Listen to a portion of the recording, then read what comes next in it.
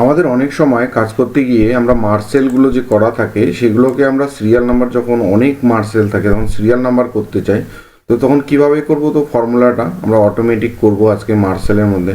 তো অটোমেটিক যখন আপনি 1 2 করে ড্র্যাগ করবেন হতে যাবে না, কারণ এখানেও অনেকগুলো রো রয়েছে। তো চলুন কথা না বাড়িয়ে কাজ করছি। তো এই যে উত্তরটা রয়েছে আমরা বি কলামকে ধরে নিচ্ছি, আর সিরিয়াল নাম্বারটা হচ্ছে তাহলে 4 সেলের মধ্যে।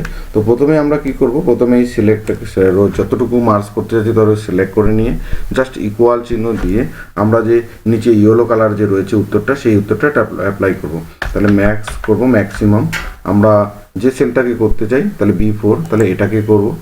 আমরা শিফট চিপে আবার কোলন যখন দিব তখন অটোমেটিক্যালি B4 চলে আসবে। আর এই যে B4 যে রয়েছে এর মাঝখানে একটা কার্জারটা একবার ক্লিক করবেন অ্যান্ড কিবোর্ডে F4 বাটন প্রেস করবেন অ্যান্ড লগ হয়ে যাবে। সে দেখুন $, মানে এই যে সেলটা লগ হলো আর B4টা চালু হয়ে গেল।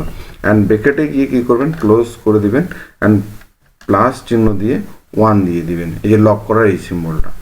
1 দেওয়ার পরে আপনি কিবোর্ডে কী করবেন, control plus enter button press করবেন। করার সঙ্গে সঙ্গে আপনার যতটুকু এরিয়া সিলেক্ট করা রয়েছে মার্সেল অটোমেটিক্যালি সিরিয়াল নাম্বার চলে আসবে। তাহলে আমি কন্ট্রোল প্লাস এন্টার প্রেস করছি, দেখুন চলে আসলো।